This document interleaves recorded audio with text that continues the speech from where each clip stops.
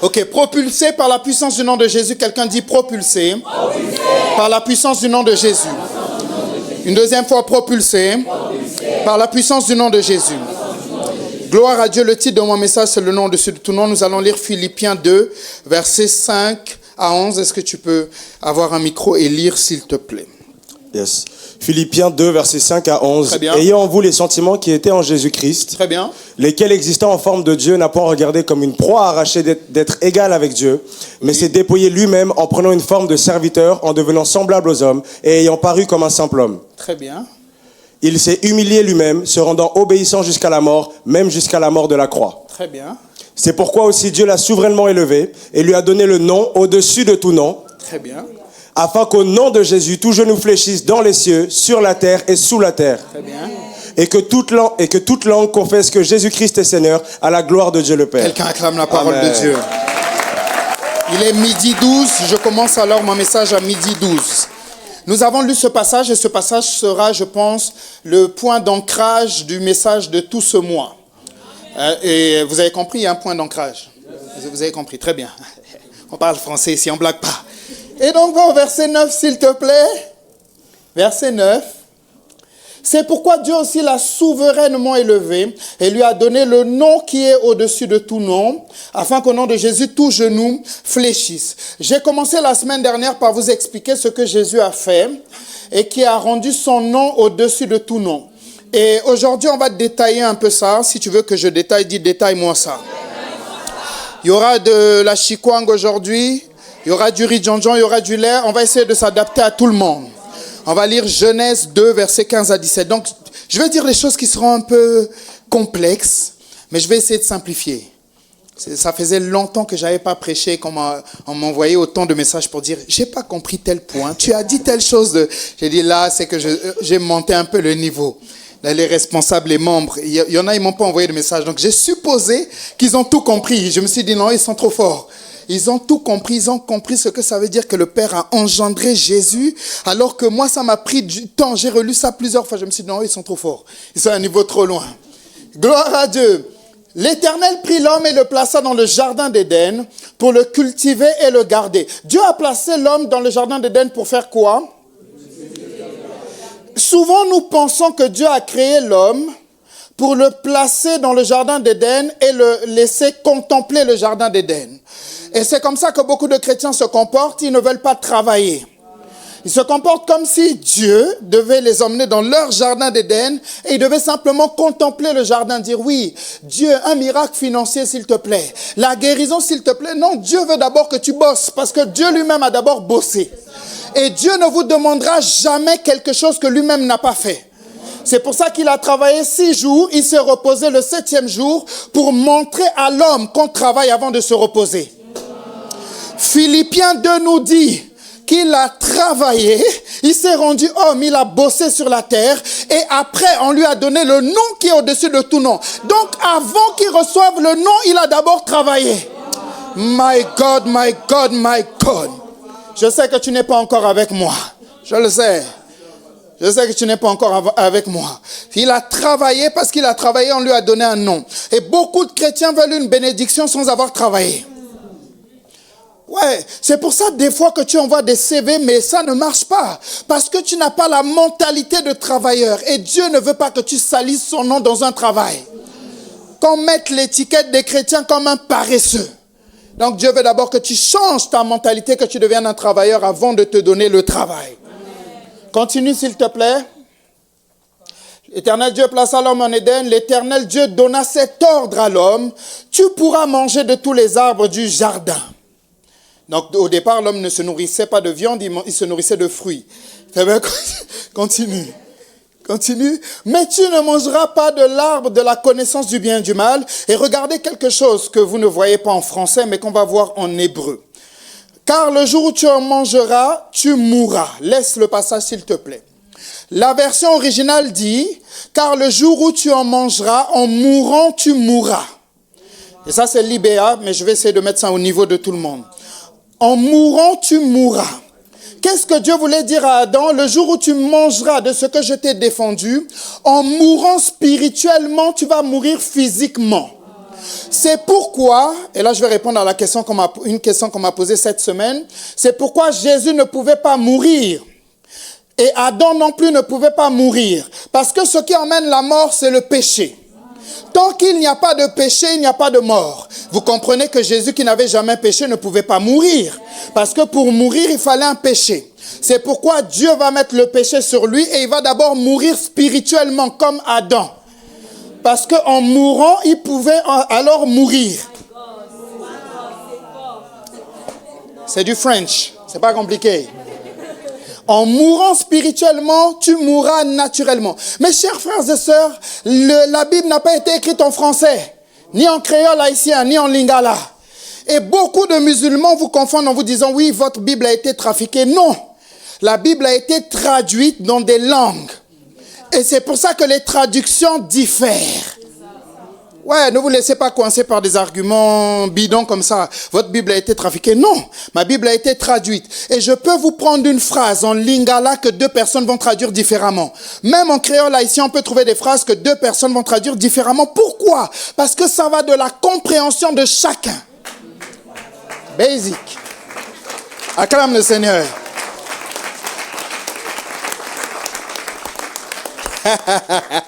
Donc, Adam va pécher. Dans Genèse 3, on va aller dans Genèse 3, on va voir aujourd'hui, je vais prendre le temps d'enseigner avant de prêcher, pour que vous puissiez comprendre. On va dans Genèse 3, versets 1 à 15. Lis s'il te plaît mon frère. Et pendant que tu vas lire, nous allons faire des pauses. J'espère que les chantres, vous avez aussi vos Bibles derrière, parce que nous sommes en train de lire ensemble. S'il te plaît, lis. Genèse 3, verset 1, je lis la parole de Dieu. Le serpent était le plus rusé de tous les animaux. Pause. Le serpent était le plus rusé de quoi? Tous les animaux. Est-ce que Satan est un animal? Non. Satan est quoi? Un ange. Non, Satan est quoi? Un esprit. Satan est un ange déchu. Pas un ange simplement, un ange déchu, un esprit. Donc, on comprend que Satan choisit le serpent parce que le serpent était le plus rusé de tous les animaux.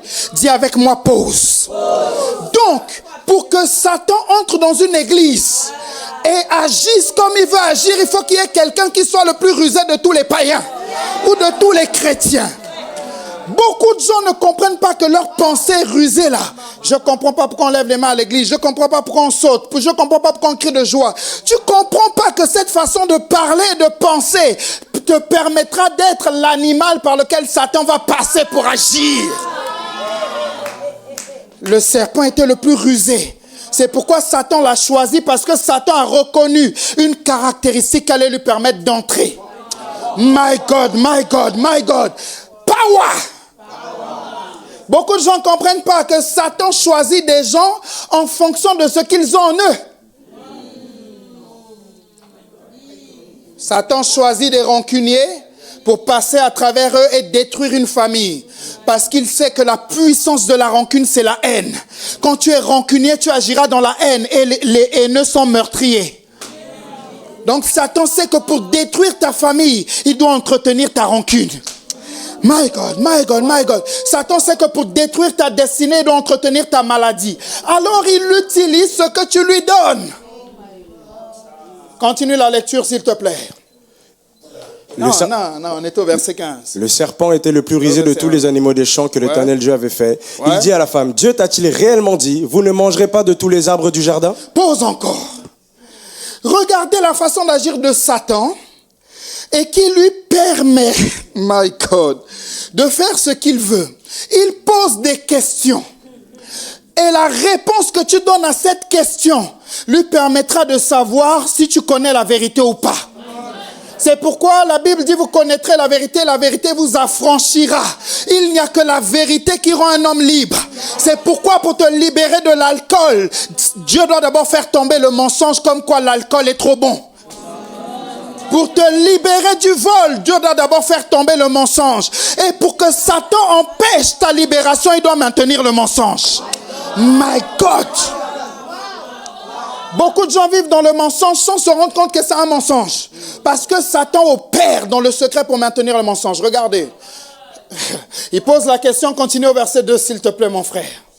La femme répondit au serpent, nous mangeons du fruit des arbres du jardin. Ouais. Mais quant au fruit de l'arbre qui est au milieu du jardin, Dieu a dit, vous n'en mangerez point et vous n'y toucherez point, de peur que vous ne mouriez. Mais quand Dieu a dit ça, On a lu le passage juste avant. Dieu a dit, vous ne mangerez pas. Où elle a pris le fait de toucher? Vous savez, la religion, c'est déformer ce que Dieu dit, hein? C'est ça, c'est comme ça que la religion commence. La religion, on dit qu'il faut lever les mains, acclamer le Seigneur pour célébrer Jésus. Toi, ta religion dit, non, je ne suis pas comme ça. C'est la religion. Où dans la Bible tu as vu qu'on n'acclame pas? Où? Je sais pas, beaucoup de gens, bon déjà, il faut lire la Bible hein, pour savoir où dans la Bible on dit des choses. Il faut la lire et le problème c'est que tant que tu ne la lis pas, tu comprendras pas. On comprend que c'est Adam qui devait transmettre l'instruction, mais Ève a peut-être mal compris ou Adam a mal enseigné. Donc il est important pour chaque enseignant, pour éviter que Satan trouve une faille, de correctement enseigner. C'est pourquoi tant que tu ne connais pas quelque chose, ne l'enseigne pas. Sinon tu permettras à Satan d'agir dans la vie d'une brebis. My God, my God, my God, my God, my God, my God. Je vais le redire. Si tu veux que je redise, dis redis. Tant que tu ne maîtrises pas un sujet, ne va pas là-bas. Sinon tu vas donner des mensonges que Satan va utiliser contre la vie des membres.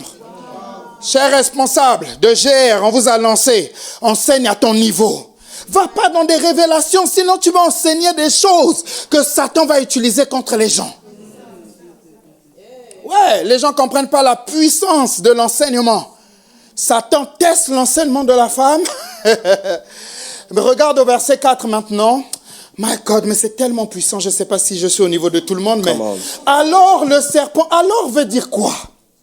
Alors veut dire... Comme il y a eu une première action, cette action a suivi. Le serpent dit à la femme, vous ne mourrez point. Dès que Satan a entendu la réponse que la femme lui a donnée, il savait qu'il pouvait alors agir. Il y a des questions que Satan te pose tous les jours. Il vient, il te pose la question, il te dit, est-ce que tu penses que tu vas réussir ce GR?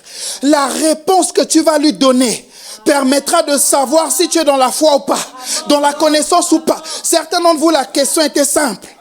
Tu étais dans ta saison du mariage, Satan est venu te poser la question, est-ce que tu es sûr que tu vas réellement te marier? Tu as dit, ah non, à mon âge, je ne suis pas sûr. Satan a dit, alors, il vole la bénédiction. Il y a des questions que Satan vous a posées sans vous rendre compte, il a volé des bénédictions. Parce que vous avez donné des réponses hors sujet. C'est comme à l'école, on vous donne des sujets de dissertation ou des examens. Vous répondez, le professeur regarde, il dit, mais je n'ai jamais enseigné ça, il est hors sujet. Et certains d'entre vous font des hors sujets dans la vie. Terrible. Hors sujet. Regarde, va au verset 15. Comme ils sont attentifs, je suppose. Verset 15. Ouais. Je mettrai inimitié entre toi et la femme, entre ta postérité et sa postérité. Celle-ci t'écrasera la tête et tu lui blesseras le talon. Va au verset 14, s'il te plaît. On va voir ce que Dieu va déclarer sur le serpent. L'Éternel Dieu dit au serpent, puisque tu as fait cela, tu seras maudit entre tout le bétail et entre tous les animaux des champs, et tu marcheras sur ton ventre, et tu mangeras de la poussière tous les jours de ta vie. Très bien. Le serpent doit manger quoi? L'homme est fait de quoi? Continue. Continue. Continue, s'il te plaît. Verset 15. Ouais. Je mettrai inimitié entre toi et la femme, entre ta postérité et sa postérité. Celle-ci t'écrasera la tête et tu lui blesseras le talon. Très bien. Analyse de français. Si l'homme vient de la poussière, et que le serpent doit manger la poussière. Donc, toute personne qui n'est pas dans le positionnement d'écraser la tête est alors la nourriture de Satan.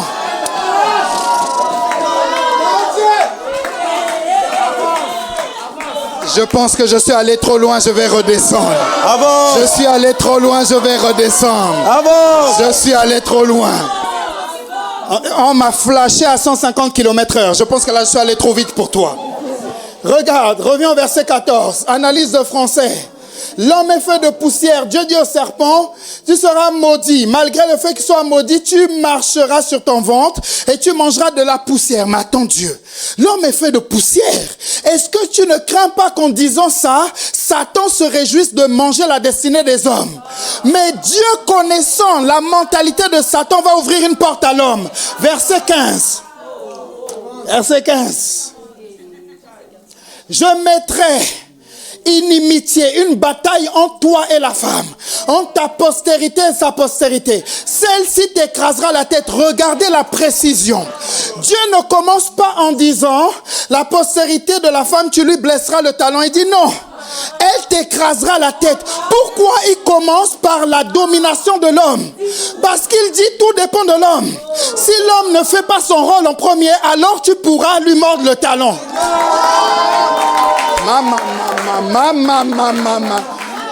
J'ai été flashé à 160 km/h. Je pense que je suis allé trop vite pour toi. Mais on va revenir un peu. On va revenir au basic pour que tu arrives à capter. Luc 4, versets 5 à 7. Mon Dieu, mon Dieu, mon Dieu, mon Dieu, mon Dieu, mon Dieu. Le diable l'ayant élevé, Là, nous sommes dans la tentation de Jésus. lui montra en un instant tous les royaumes de la terre. Très bien. Et il lui dit, et je te donnerai toute cette puissance et la gloire de ces royaumes, car elle m'a été donnée et je la donne à qui je veux. Laisse. Bien que Satan soit un menteur, là, il ne ment pas. Qui lui a donné les royaumes et la puissance de la terre? Lorsque Adam a péché, il a donné à Satan le pouvoir. Il a donné à Satan le pouvoir. C'est pourquoi, my God, vous n'arrivez pas à comprendre que dès le moment où Satan a eu le pouvoir, il a infiltré son système de pensée. Dans quelques minutes, nous allons voir que Jésus a vaincu Satan. Donc Jésus a redonné à l'homme la domination. Mais pourtant, on voit toujours Satan faire son œuvre. Qu'est-ce qui s'est passé? Son système est là. À travers son système, il continue à dominer des hommes sur la terre. Incroyable. Il dit à Jésus, moi je peux te donner ces royaumes. Mais Jésus était dans la révélation. Dis avec moi révélation. Jésus savait que le premier Adam avait donné à Satan la domination. Et il savait que lui, il était le deuxième Adam. Donc il savait que ce n'était pas à Satan de donner, mais que c'était à lui de donner. Donc il dit, laisse-moi cette histoire. Laisse-moi, on va même pas aller là-bas. Ouais. Je pense que je suis un peu trop loin. Je suis un peu trop loin. Donc, le péché va priver l'homme de la gloire. Romains 3, verset 3 dira, tous sans péché sont privés de la gloire. Parce qu'il y a des nouvelles personnes qui viennent pour la première fois, il faut qu'elles mangent. Donc, on va essayer de poser un peu le tempo. Dis avec moi, malembe, malembe. Doucement, doucement. Tous sans péché sont privés de la gloire de Dieu. Genèse va nous dire que l'homme était nu. L'homme et la femme, et ils n'avaient pas honte. Qu'est-ce qui faisait qu'ils n'avaient pas honte alors qu'ils étaient nus? Toi et moi, nous savons que nous ne pouvons pas sortir dans les rues de Montréal en étant nus. Nous le savons. On sait que vraiment on va avoir honte. Mais qu'est-ce qui faisait que l'homme et la femme n'avaient pas honte? C'était la gloire. Parce que la gloire est comme un vêtement. La gloire les couvrait et ils ne voyaient pas leur nudité. Quand ils ont péché, j'ai des choses qui remontent, mais je ne vais pas les dire parce que je n'ai pas envie de vous perdre. Quand ils vont pécher, le vêtement de la gloire quitte, ils voient maintenant qu'ils sont nus. Regarde, tu es conscient de ton péché, tu es conscient de tes failles, parce que tu ne vis pas dans la gloire. Celui qui est 24 heures sur 24 dans la gloire ne voit même pas son état, parce que son état c'est la gloire. C'est-à-dire qu'il n'arrive pas à se voir autrement que comme Dieu le voit. Quand tu es en connexion 24 heures sur 24 avec Jésus, c'est impossible que tu te vois comme un pécheur. Parce que tu es connecté à lui 24 heures sur 24, power.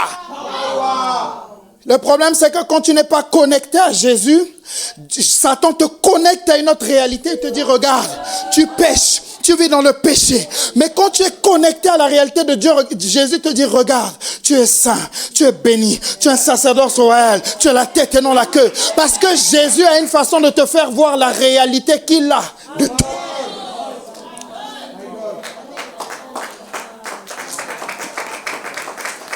L'homme pêche, et quand il pêche, il fait entrer la mort. Quand il pêche, il fait rentrer la maladie. Je vais vous choquer, quand il pêche, il fait rentrer la pauvreté. Parce que Adam et Ève n'étaient pas dans un lieu pauvre. Le lieu là où ils étaient, lisez Genèse, la Bible dit qu'il y avait de l'or. Mais je ne sais pas, est-ce que vous connaissez quelqu'un dans Montréal qui est pauvre et qui a de l'or? peut-être que vous connaissez. Je ne connais personne de pauvre qui a de l'or. Personne. Donc Dieu crée l'homme et le place dans l'abondance et la prospérité. Satan vient pour l'appauvrir. Et maintenant, Jésus vient. Première chose que Jésus fait. Grand 1, Jésus le vainqueur. C'est ça le point pour ceux qui notent. 2 Corinthiens 5, 21. Saint-Esprit, merci parce que tu ouvres leur intelligence. 2 Merci Corinthiens parce 5, que le ciel 21. est ouvert en ce lieu. Amen. Continue. Celui qui n'a point connu le péché, il l'a fait devenir péché pour nous, afin que nous devenions en lui justice de Dieu. Très bien. Jésus est le modèle de celui que nous devons imiter. S'il a vécu sur la terre sans péché, c'est que nous pouvons vivre sur la terre sans péché. La Bible dit que tout doit se faire sous la déposition de 2 ou 3 témoins. Il y a un passage dans la Bible qui dit « Celui qui est né de Dieu ne pêche pas. Il ne pratique pas volontairement le péché. » Je vous dis la vérité, mes chers frères et sœurs, il est possible de vivre sur la terre sans péché. Je vous dis c'est possible. Le problème c'est que nous avons des mentalités limitées. On pense que c'est normal de pécher et demander pardon. Non, c'est ça qui est anormal. Pour Dieu, la vie normale, c'est que tu vives sans péché. My God, my God, my God. Là, je ne suis pas loin. Je ne suis pas loin. Je ne suis pas monté haut. La norme pour Dieu, c'est de vivre sans péché, sans mentir, sans voler, sans forniquer. C'est ça la norme. Oh, vous avez péché? Vous avez péché? Pourquoi vous me regardez comme ça? Non, Jésus est devenu péché. J'ai expliqué la semaine dernière. Pas pécheur. Il est venu sauver le monde qui était perdu. Il me reste combien de minutes, s'il te plaît? 30 minutes. 30 minutes, très bien. Jésus a vaincu la mort et le séjour des morts. Est-ce que je peux avoir ceux qui vont illustrer? On va un peu illustrer. Dis, illustre-moi ça. Très bien. Les illustrateurs, est-ce que vous pouvez venir sans passer devant la caméra? On va un peu illustrer ce que Jésus a vaincu. Et je te dirai les passages. Tu liras juste les versets. Ah, tu peux venir directement ici, hein, comme tu es à côté. On va illustrer. Très bien, passez derrière moi. Je veux d'un côté, de ce côté, je veux le Père, Jésus, le Saint-Esprit, les anges, et de ce côté, je veux les autres, s'il vous plaît. Très bien. Placez-vous rapidement. Je vais illustrer ce que je vais enseigner. Très bien. Mettez vos pancartes autour de votre cou comme il a fait... S'il vous plaît. Non, mais ok, très bien.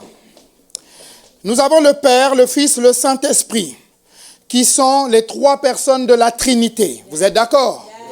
Et tous les 3 forment un seul Dieu. La Bible dit au commencement Dieu. Le mot hébreu c'est Elohim, qui veut dire aussi Dieu, avec un X. Les 3 dieux sont une seule personne. Et là, nous avons les anges qui travaillent avec Dieu. De ce côté, est-ce que toi tu peux passer devant? Et toi aussi, est-ce que tu peux passer à côté de lui et vous pouvez vous décaler? Très bien. Vous arrivez à voir ce qui est écrit? Oui. Vous êtes endormis? Non. Vous êtes là? Yes. Vous êtes là? Yes. Vous êtes là? Yes. Très bien. Le Père envoie Jésus sur la terre. Jésus, est-ce que tu peux te décaler? Jésus vit sur la terre sans péché. S'il vous plaît, sans tomber malade. Sans manquer de rien, Jésus. C'est-à-dire que le modèle que nous devons suivre n'a manqué de rien. Quand il devait payer ses impôts, il dit à Pierre, va pêcher le premier poisson. Il y a l'argent des impôts dans le poisson. C'est-à-dire que l'exemple parfait a vécu la vie que nous sommes censés vivre. Le Père l'envoie, il vient sur la terre avec la conscience d'une grande responsabilité. C'est par lui que l'homme va récupérer tout ce qu'il a donné à Satan. Donc quand Jésus vient, premier passage s'il te plaît, on va essayer d'illustrer ça avec des passages bibliques. Il a triomphé de la maladie. Non, il a triomphé d'abord de la mort et du séjour des morts. Apocalypse 1, verset 18. Apocalypse 1, verset 18. Et le vivant, j'étais mort, et voici, je suis vivant au siècle des siècles, je tiens les clés de la mort et du séjour des morts. Très bien. Est-ce que tu peux étendre tes mains comme ça en les regardant? Là, nous avons Jésus sur la croix. Sur la croix, il y a sur lui la maladie, le péché, la mort, la pauvreté. Lui-même, il est mort spirituellement. Lorsqu'il crie, Père, pourquoi m'as-tu abandonné? Il meurt spirituellement. Lorsqu'il pousse le deuxième cri, il meurt physiquement. Nous l'avons ici sur la croix. Lorsqu'il meurt, il va en bas de la terre, dans le séjour des morts. La Bible nous dit, relis le passage s'il te plaît. Et le vivant, j'étais mort, et voici, je suis vivant au siècle des siècles, je tiens les clés de la mort et du séjour des morts. J'étais mort, je suis désormais vivant, je tiens les clés. Je vais d'abord vous poser une question. Qui entre chez lui sans avoir les clés? Personne. S'il dit à Jean, je tiens les clés, c'est que désormais, tous ceux qui vont dans le séjour des morts, ou tous ceux qui doivent en sortir, c'est lui qui permet ou pas. My God, je suis allé trop vite, j'ai été flashé. Come on. J'ai été flashé, tu m'as compris? Il dit à Jean, je tiens les clés, my God, c'est tellement puissant. Parce que c'est Satan qui tenait les clés. S'il a désormais les clés, c'est qu'il a vaincu Satan sur son territoire. Power! Il va au séjour des morts. Il incline le séjour des morts. Et il récupère les clés du séjour des morts. Non, garde d'abord ta pancarte. Parce que ça, c'est la suite de l'illustration. Il a le dessus sur le séjour des morts. Le séjour des morts lui remet les clés. C'est pour ça qu'il dit à Jean, je suis le vivant. En d'autres termes, je ne suis pas du séjour des morts. Parce que je ne suis plus mort, je suis désormais vivant. Si moi je suis sorti, alors tous ceux qui sont là-bas, je peux aussi les faire sortir. My God. C'est pourquoi tu as le pouvoir en tant que chrétien de ressusciter des morts. Parce que Jésus qui est en toi a les clés. Quand tu pries pour la résurrection d'un mort, qu'est-ce qui permet aux morts de revenir? Le nom de Jésus et le fait que le nom de Jésus donne les clés. C'est-à-dire que tu autorises aux morts par le nom de Jésus de revenir à la vie. Oh my God. Quand il arrive au séjour des morts, pendant 3 jours, on ne sait pas ce qui se passe. Mais pendant 3 jours, il est en train de lutter avec Satan et ses démons. Faites comme si vous êtes en train de lutter. Ils sont en train de lutter. Et pendant qu'ils sont en train de lutter, les hommes pensent que lui, il est mort. Parce qu'il y a une pierre devant son tombeau. Mais ils ne savent pas que pendant ce temps, il est en train de lutter pour reprendre tout ce qui était à toi avant. La Bible nous dit qu'il va vaincre Satan, Colossiens 2, versets 14 à 15. My God. Colossiens 2, versets 14 à 15. Ouais. Il a effacé l'acte dont les ordonnances nous condamnaient et qui subsistait contre nous. Ouais. Il l'a détruit en le clouant à la croix. Oui. Il a dépouillé les dominations et les autorités et les a livrées publiquement en spectacle. Les dominations et les autorités sont les démons qui luttent dans des territoires pour empêcher des réveils, qui luttent pour empêcher les hommes de se convertir. La Bible dit, il les a dépouillés. Oh my God. En d'autres termes, le démon qui vient dans tes cauchemars, il a été dépouillé. Le démon de pauvreté a été dépouillé. Le démon qui t'attaque dans la sorcellerie a été dépouillé. Il a fléchi le genou devant Jésus. Mais Jésus ne s'est pas arrêté là. Avance. Il a vaincu la malédiction. Le passage, c'est Galates, je ne sais plus quoi. Donne le passage, s'il te plaît. Galates 3, verset 13. Galates 3, verset 13. Christ nous a rachetés de la malédiction de la loi, Ouais. étant devenu malédiction pour nous, Oui. car il est écrit, maudit est quiconque est pendu au bois. La Bible nous dit dans l'Ancien Testament que quelqu'un qui était pendu au bois était maudit. Donc Jésus à la croix a été maudit. Pour ne plus que tu sois maudit. Non, attends, je t'explique. Dis avec moi, explique. Quand ta mère qui fait de la sorcellerie dit, je peux te maudire, elle ment. Parce que Jésus a déjà été maudit. Pour ne plus que tu sois maudit. Aucun homme sur la terre ne peut me maudire. Aucun. Et aucun homme ne peut te maudire si c'est toi, dis Amen. Regardez. Si la malédiction est une parole qui est déclarée contre ta vie, toute personne qui te maudit en disant il ne va pas réussir à mentir. Parce qu'à la croix, il a vaincu la malédiction. Mais il ne s'est pas arrêté là, dit avec moi gaspille. Il s'est fait pauvre. My God, c'est dans 2 Corinthiens, je pense. Yes. 2 Corinthiens 8, verset 9. Oui. Car vous connaissez la grâce de notre Seigneur Jésus-Christ qui est pour vous et s'est fait pauvre, de riche qu'il était, afin que sa pauvreté vous fût... Afin que par sa pauvreté, enrichi. Les gens ne comprennent pas pourquoi on dit tu peux vivre dans la maison de tes rêves. Ils ne comprennent pas pourquoi on dit tu peux rouler la voiture de tes rêves. Mais regardez, c'est du français. Décale-toi s'il te plaît le Père. De sa pauvreté, il s'est fait pauvre pour que vous fussiez enrichis. Enrichi veut dire quoi? Devenir riche. Si lui, il est devenu pauvre, pour que tu deviennes riche, chaque fois que tu galères pour payer ton loyer, tu insultes le sacrifice qu'il a fait à la croix. Chaque fois que tu n'arrives pas à vivre au-dessus de tes moyens, tu insultes le sacrifice qu'il a fait à la croix. Parce que de riche qu'il était. Non mais my God, les gens ne comprennent pas la Bible.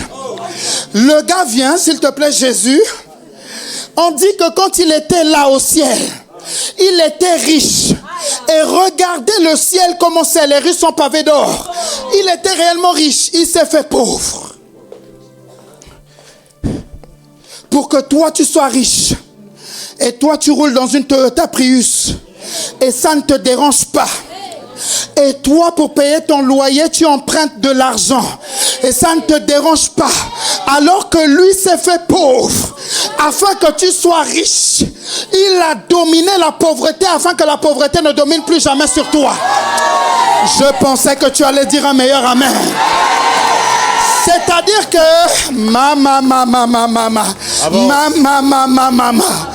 il n'était pas pauvre. Il a découvert la pauvreté pour que tu découvres la richesse. C'est-à-dire que il a pris un état qui était le tien pour que tu prennes son état. C'est pourquoi je roulerai les meilleures voitures. Critiquez-moi comme vous voulez, mais le jour où je serai dans ma Range Rover, je vais profiter parce qu'il s'est fait pauvre pour que je sois riche. Il est hors de question que sur la terre je sois comme un mendiant. Si tu veux recevoir, dis je reçois. Je reçois. Il ne s'est pas arrêté là. Il a vaincu la maladie. Je suis souvent étonné, Jésus, par des chrétiens qui disent oui mais moi j'ai mal à la tête. Oui mais moi je suis allé voir le médecin. Je n'ai rien contre les médecins. C'est normal qu'il y ait des médecins. Mais il a vaincu la maladie. C'est-à-dire que avant que tu consultes ton médecin, il a déjà rendu le diagnostic. C'est ça. Il t'a consulté à la croix. Il dit cancer, il dit tuberculose, mal de tête, mutisme. Vous êtes tous vaincus. Il a vaincu la maladie. Lis le passage s'il te plaît. 1 Corinthiens 15, verset 54. 1 Pierre 2, 24. 1 Pierre 2. 1 Pierre 2, 24. Baladeko sandala baliatale. 1 Pierre 2, verset 24. Oui.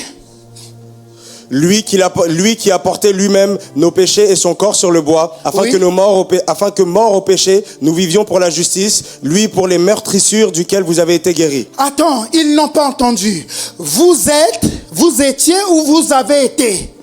Vous avez été guéris. Vous avez été guéris. Question de français. Vous avez été, c'est quel temps? Passé composé. C'est-à-dire qu'avant que tu tombes malade, tu es déjà guéri. Il dit, vous avez été. My God, je pense qu'ils ne comprennent pas. Si tu as déjà été guéri, c'est que tu n'as pas le droit de tomber malade. Chaque fois que tu tombes malade, c'est anormal. C'est pourquoi je ne tombe jamais malade. Un jour, je suis allé chez le médecin parce que j'avais besoin d'un document. Il dit, mais la dernière fois que vous êtes venu chez le médecin, c'était à 4 ans. Il dit, vous ne tombez jamais malade? Je dis, non, jamais. Il dit, mais comment ça se fait? J'ai dit, laissez tomber. Il dit sinon il ne va pas comprendre, mais je ne tombe jamais malade. C'est-à-dire que quand un virus veut attaquer mon corps, le corps de Jésus a déjà été attaqué afin que mon corps ne soit pas attaqué. La tête de Jésus a déjà été attaquée afin que tu ne sois pas attaqué. Les yeux de Jésus ont déjà été attaqués afin que tu ne sois pas attaqué. Les dents de Jésus ont déjà été attaquées afin que tu ne sois pas attaqué. Mais c'est fort. Dis avec moi, c'est fort. C'est fort. Prends leur pancarte. Prends leur pancarte, s'il te plaît. Parce que Jésus, à la croix, il avait toutes ses pancartes sur lui. Montre-toi face à eux. Il s'appelait maladie. Il a vaincu la maladie. Tu peux mettre par terre. Il s'est appelé pauvreté. Il a vaincu la pauvreté. Tu peux mettre par terre. Il s'est appelé mort. Parce qu'on pensait qu'il était mort. Il a vaincu la mort et le séjour des morts. Mets par terre. Il s'est appelé malédiction. Et il a vaincu la malédiction. Tu peux mettre par terre. Il a vaincu Satan et ses démons. Il ne s'est jamais appelé Satan et ses démons. Tu peux mettre par terre. Et désormais, il a reçu le nom au-dessus de tout nom. Mais si tu veux que je pousse, dis pousse. Pousse. La Bible dit que le Père a tout mis sous ses pieds. C'est-à-dire que il n'a pas seulement vaincu, il a marché sur...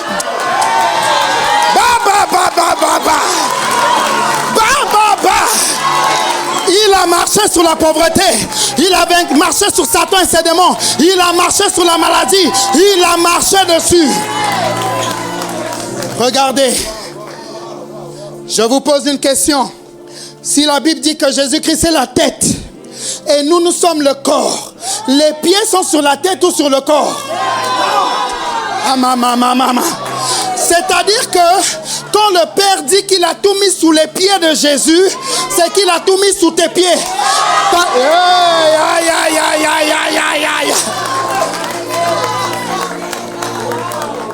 Recherche le passage s'il te plaît. Éphésiens 1, verset 22. Oui. Il a tout mis sous ses pieds et Oui. il l'a donné pour chef suprême à l'église. Oui. Qui est son corps, la plénitude de celui qui remplit tout en tous. Il a tout mis sous ses pieds. C'est-à-dire que quand Satan veut me faire croire que je suis malade, c'est sous mes pieds. Quand Satan veut me faire croire que je ne vais pas réussir, c'est sous mes pieds. Quand Satan essaie de me faire croire que nous sommes au même niveau, nous ne pouvons pas être au même niveau, il est sous mes pieds. Mais ce n'est pas nouveau. Dans Genèse, nous avons lu, ta postérité mordra le talon. Mais si Satan te mord au talon, c'est qu'il n'est pas au niveau de ton visage. S'il te mord le talon, c'est que vous ne vous regardez pas en face. Il n'y a que des chrétiens qui ne comprennent pas leur identité, qui pensent qu'ils combattent avec Satan d'égal à égal. Ils disent non, Satan est venu dans mes cauchemars.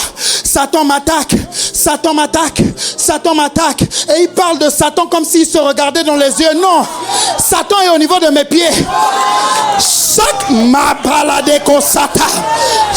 fois qu'il essaie de me faire croire le contraire, je dois lui rappeler qu'il est sous mes pieds. Il veut mordre mes talons, je marche sur sa tête. La Bible dit tu écraseras la tête. J'écrase sa tête et je le rappelle, Satan, c'est là ta place. C'est là ta place. Quand il vient dans mes cauchemars, je dis ne te trompe pas de place. Ta place n'est pas dans mes rêves, c'est sous mes pieds. Quand il vient attaquer mes finances, je dis ne te trompe pas de combat. Ta place est sous mes pieds. Quand il vient attaquer mes enfants, je dis ne te trompe pas. Tu es sous mes pieds. Quand il vient attaquer ma santé, je dis tu es sous mes pieds. Oh my God. Oh my God. Il marche sur ça. Mais il ne s'arrête pas là. La Bible dit au nom de Jésus, tout genou fléchit. Inclinez-vous. La mort, la maladie, la pauvreté, ils se sont tous inclinés devant Jésus, reconnaissant que Jésus est Seigneur. Viens. Les anges se sont inclinés. Dans le ciel, ils ont reconnu que Jésus est Seigneur. Sur la terre, tout homme reconnaîtra que Jésus est Seigneur. Là-bas, ils se sont tous inclinés, ils ont reconnu que Jésus est Seigneur. Il n'y a que le Père, le Fils et le Saint-Esprit qui ne se sont pas inclinés. Dis avec moi pourquoi. Regardez. Viens ici. Il reçoit le nom au-dessus de tous les noms. Je vous pose une question. Quel est le nom alors du Père? Si le nom du Fils est au-dessus du nom du Père, c'est bizarre. Mais ce n'est pas bizarre. Parce que le Père, le Fils et le Saint-Esprit ont le même nom. Mais je vais aller plus loin. Dis avec moi, va plus loin. Va plus loin. Si il est la tête et nous sommes le corps, et le nom de la tête c'est Jésus, quel est le nom du corps? Papa. Est-ce que vous avez déjà vu quelqu'un, sa tête s'appelle Jacqueline et son corps s'appelle Martha? Je m'appelle Jésus. C'est pourquoi, comme Jésus, je marche sur les serpents, sur les scorpions et sur toute la puissance de l'ennemi. Et rien ne pourra me nuire. Comme Jésus, je marche victorieusement. Parce qu'il est la tête et je suis le corps. Regarde. Approche-toi. Ce n'est pas fini. Dis à ton voisin, ce n'est pas fini. La Bible dit qu'il est parti s'asseoir à la droite de Dieu le Père. Lis le passage, s'il te plaît. Lis le passage. Il est assis, bon. S'il ne trouve pas le passage, c'est pas grave. Oui, Éphésiens bien. Éphésiens 1. Oui, pardon. Bon, c'est pas grave. Il est assis à la droite de Dieu le Père. Le temps qu'il retrouve. Mais pourtant, dans votre configuration, tu n'es pas à la droite. Est-ce qu'on peut me ramener une chaise, s'il vous plaît? Une chaise. Assieds-toi.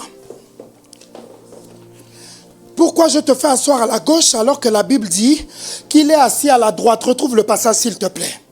Parce que la droite n'est pas physique. La droite, c'est une position d'autorité. Quand la Bible dit qu'il est assis à la droite de Dieu le Père, ce n'est pas une position physique. Je vais te choquer, dis choque-moi. Au ciel, il n'y a pas 3 trônes, il y a un seul trône. Si tu lis ta Bible, il n'y a pas 3 trônes. Il y a un seul trône pour le Père, un seul trône pour le Fils, un seul trône pour le Saint-Esprit. Mais s'il est assis à la droite, comment? Quel est ce trône alors? Il est assis au trône là où le Père est assis. Et quand Étienne l'a vu debout à la droite de Dieu le Père, ce n'était pas un autre trône. Il l'a vu se lever dans son autorité pour l'acclamer dans son autorité. Mais ce n'est pas tout. Tu as trouvé le passage? Yes. Lis s'il te plaît. Éphésiens 1, verset 20. Il l'a déployé en Christ en le ressuscitant des morts et en le faisant asseoir à sa droite dans les lieux célestes. Oui. Trouve maintenant le passage qui dit, il nous a fait asseoir avec lui dans les lieux célestes. Assieds-toi. Et là, je vais vous parler des positions. Dis avec moi, position. Celui qui est à genoux et soit prosterné en train d'adorer. Celui qui est allongé et soit abattu ou fatigué. Celui qui est debout et en action. Celui qui est assis règne. Donc quand le Père fait asseoir Jésus, je suis pas trop loin. Bon là, dans tous les cas, c'est trop tard. Je suis parti trop vite. Quand la Bible dit qu'il est assis, c'est-à-dire qu'il a fini son travail, il règne. Mais il y a quelque chose d'étonnant. Dis avec moi, étonnant. Nous sommes toujours sur la terre. Et la Bible dit, il nous a fait asseoir avec lui. Mais comment je suis toujours en activité sur la terre et la Bible me dit que je suis assis? Ça veut dire que moi aussi je règne avec lui. Rien ne se passe sur la terre sans que je l'ai décidé. Je suis l'église, tu es l'église. Nous sommes l'église et nous sommes assis dans les lieux célestes avec Christ. C'est-à-dire que quand tu te lèves pour prier, tu peux empêcher Satan d'agir. Come on. Regardez. Vous pouvez aller vous asseoir, merci beaucoup. Juste Jésus reste. Tu peux mieux acclamer le Seigneur.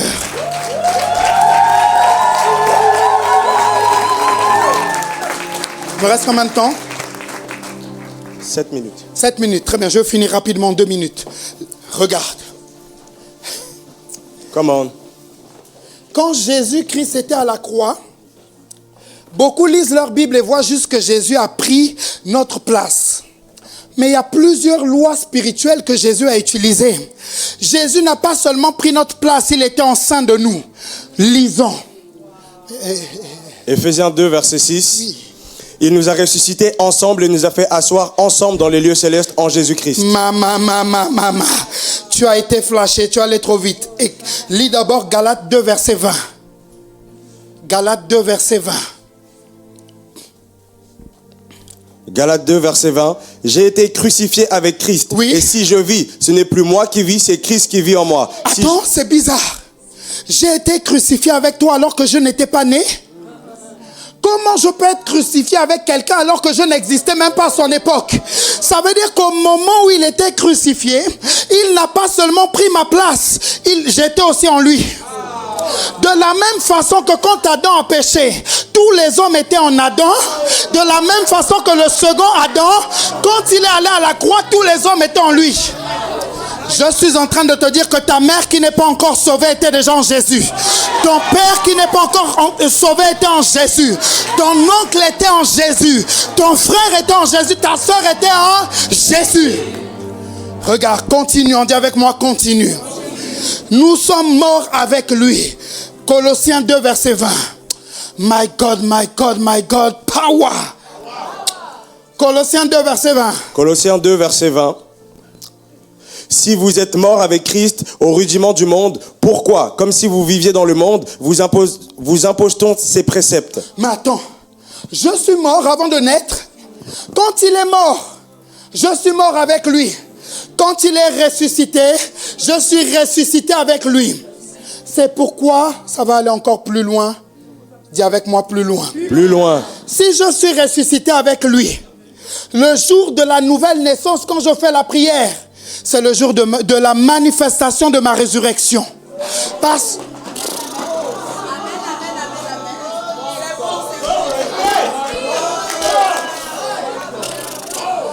là, j'ai perdu. Beaucoup d'entre vous. Beaucoup sont perdus.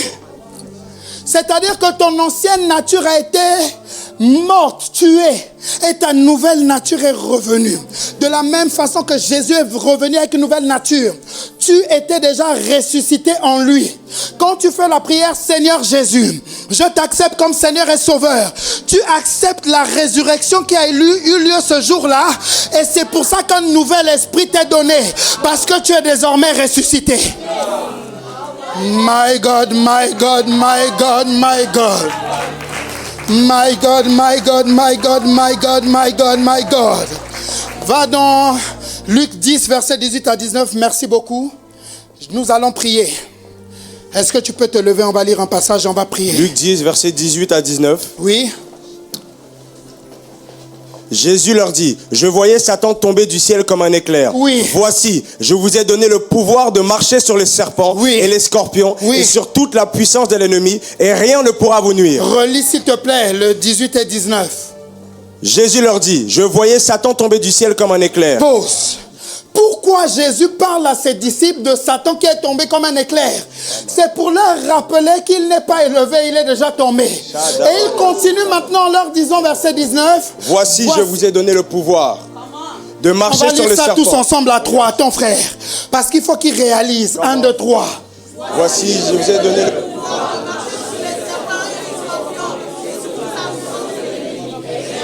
Une deuxième fois. Voici, je vous ai donné le pouvoir de marcher sur les serpents et les scorpions et sur toute la puissance de l'ennemi. Lis-le une troisième fois comme une prière. Voici, je vous ai donné le pouvoir de marcher sur les scorpions et sur toute la puissance de l'ennemi. Et rien ne pourra vous nuire. Est-ce que tu peux prier comme quelqu'un qui marche sous les serpents et les scorpions? Quelqu'un, Aladabako, Selebela Katoskiade. Allah, il est sous tes pieds. Il est sous tes Ayadeko Sata. Makata la palakade. Les regedos sous les palade. Lo parados kata. Il est sous tes pieds. Il est sous tes pieds. Il est sous tes pieds.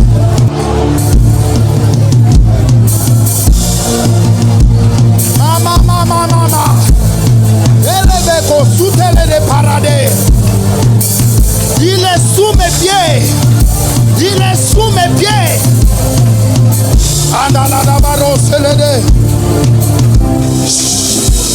Attends, on va déclarer. Ce qu'on va déclarer, je l'ai entendu qu'il fallait qu'on déclare. Tu vas dire avec conviction et foi. Voici, j'ai reçu l'autorité, le pouvoir de marcher, pas de ramper, mais de marcher sur les serpents, sur les scorpions et sur toute la puissance de l'ennemi. Rien ne peut me nuire. C'est pourquoi aujourd'hui, au nom de Jésus, je déclare la fin des cauchemars, la fin du chômage, la fin de la pauvreté, la fin de la malédiction, la fin de la maladie.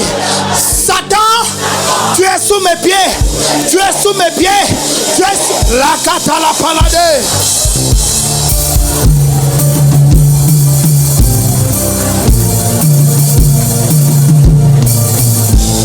Rekapa suteleva kapa radas kapala dia kapasete rateke parados kapali da bakasute rakato da basakara badia dorobo.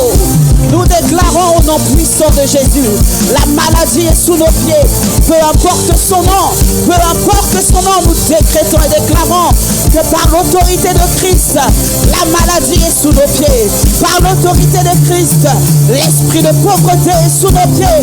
Par l'autorité de Christ, nous avons le pouvoir sur la mort. Par l'autorité de Christ, au nom de Jésus, nous marchons sur les serpents, nous marchons sur les scorpions, nous marchons sur toute la puissance de l'ennemi et nous déclarons avec foi et conviction, rien ne peut nous nuire, rien ne peut nous nuire, rien ne peut nous nuire. La kataraba suteleva makarabra deskapala diakapa rakatoraba sata. Nous exerçons le pouvoir qui nous a été donné, nous libérons le pouvoir qui nous a été donné et nous déclarons au nom de Jésus, nous sommes plus que vainqueurs. Au nom de Jésus, nous avons vaincu la mort et la maladie à la croix de Golgotha.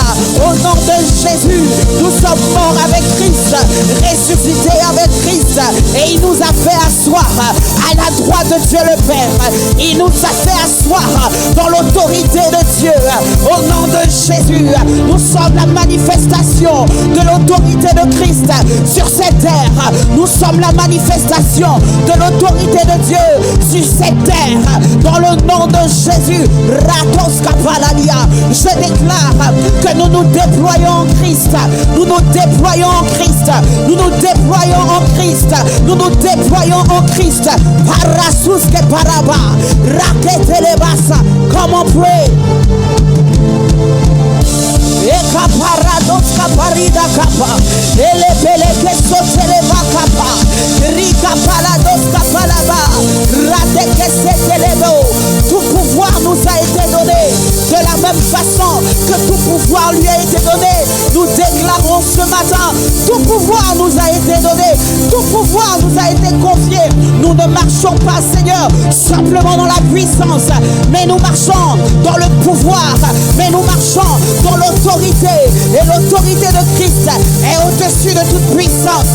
L'autorité de Christ est au-dessus de la sorcellerie. L'autorité de Christ est au-dessus de la magie. L'autorité de Christ est au-dessus de la malédiction. Nous décrétons, déclarons que la bénédiction coule en abondance sur nos vies. Elle est manifeste au nom de Jésus.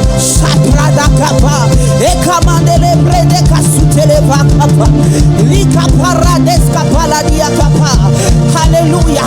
Nous sommes un peuple béni. Nous sommes un peuple positionné. Nous sommes un sacerdoce royal. Nous sommes une nation sainte. Nous avons vaincu. Nous avons vaincu par le sacrifice de Christ. Nous avons vaincu par la victoire de Christ.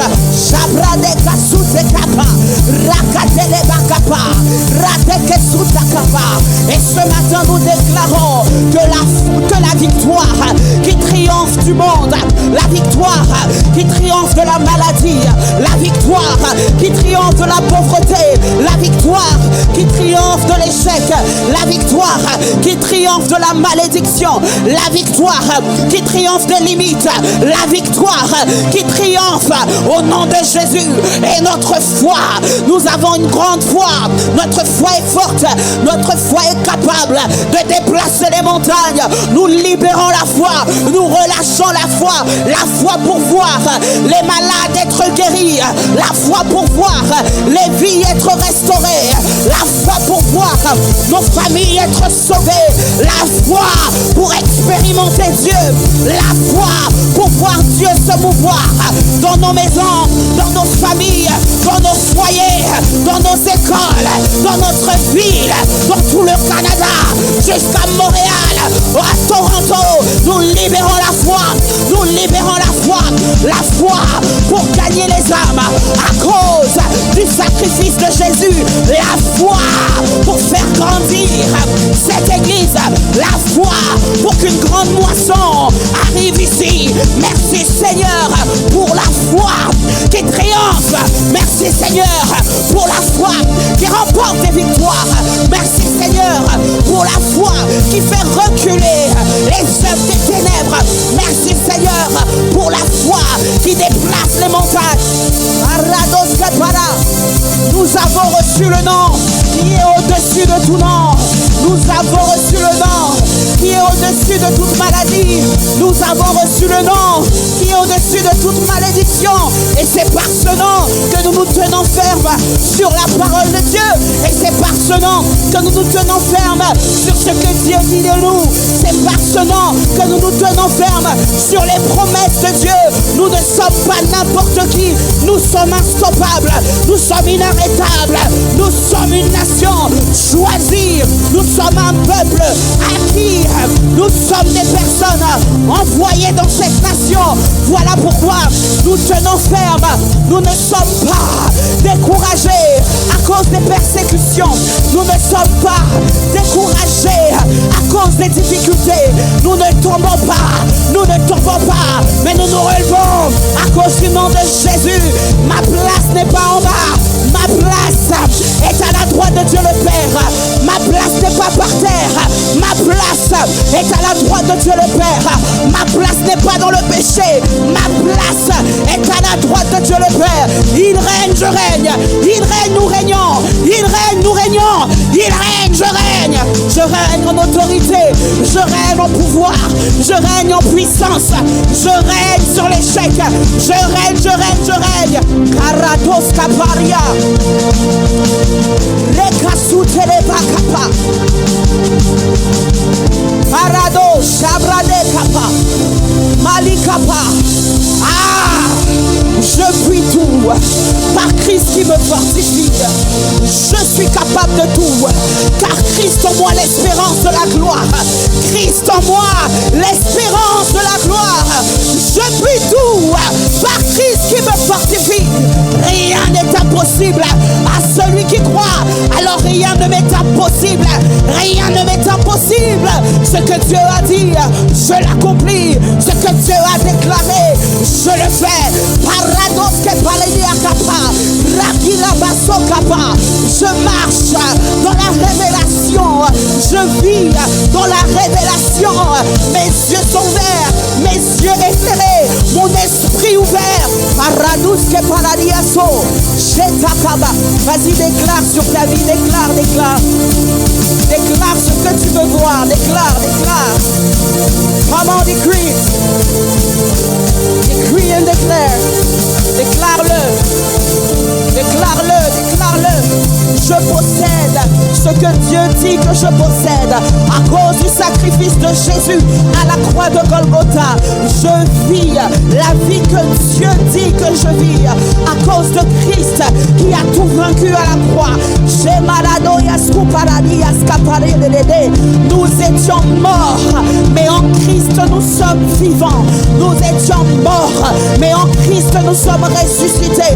Nous qui étions morts, il nous a rapprochés du Père. Nous qui étions éloignés, il nous a ramenés vers le Père. Nous qui étions morts à cause du péché, il nous a ressuscités, il nous a justifiés, il nous a sanctifiés et il nous a glorifiés. Comment?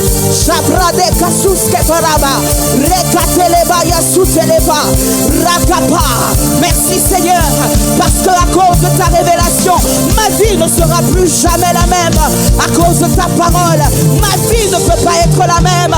J'ai pris conscience et je réalise la puissance qu'il y a dans le nom de Jésus. Maya.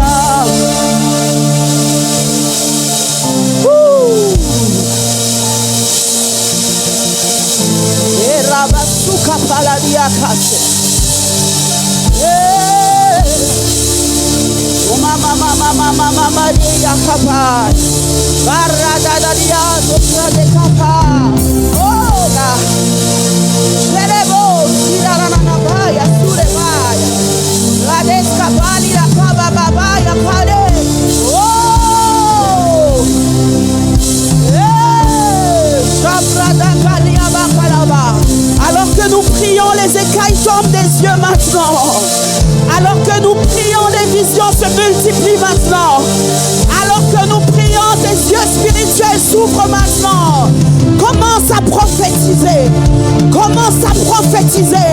Commence à déclarer. Garnison des prophètes. Libère la foi. J'ai pradi kapalados kepama.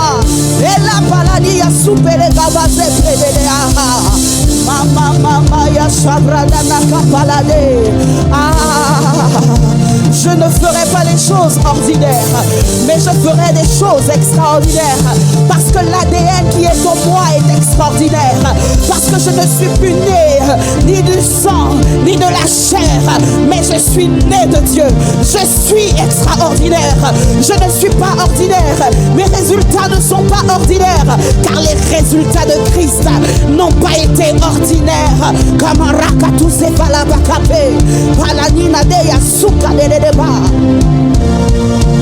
Oraka suteleba kapa, erana kapala doske palida, sabra de kapala de kasiteleba. Je change de cap. Il y a quelqu'un qui change de cap spirituellement. Il y a quelqu'un qui change de dimension spirituellement ce matin. Il y a quelqu'un qui change de niveau de révélation ce matin.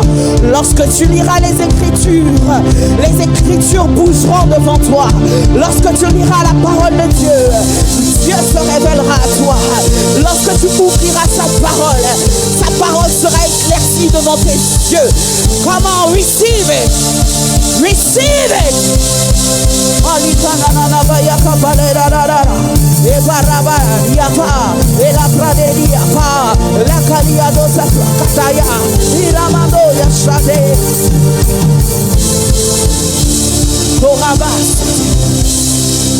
Au nom de Jésus. Au nom de Jésus. Nous déclarons avec force et conviction. Nous sommes plus que vainqueurs. Nous sommes plus que vainqueurs. Par Christ qui nous fortifie, nous avons le pouvoir et l'autorité. Et nous marchons sur les serpents, les scorpions.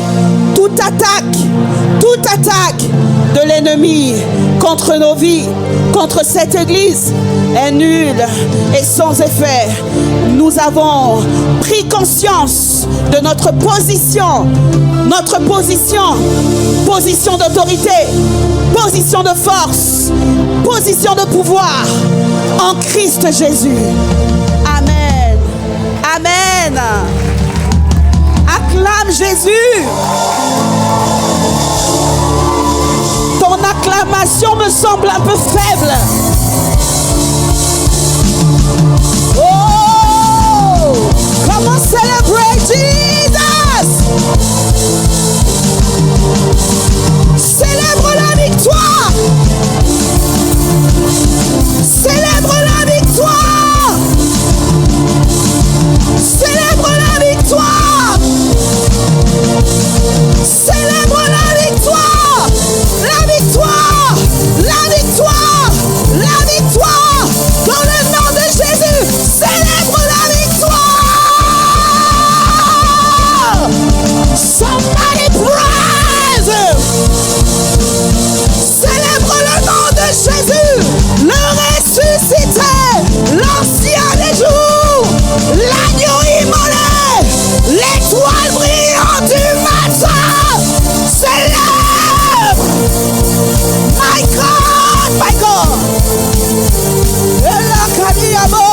Rade. Oh my God. Oh my God. Quelle église qui vit et nage dans la révélation. Oh my God. Est-ce que vous réalisez la dimension de la parole? Est-ce que vous réalisez? Oh my God.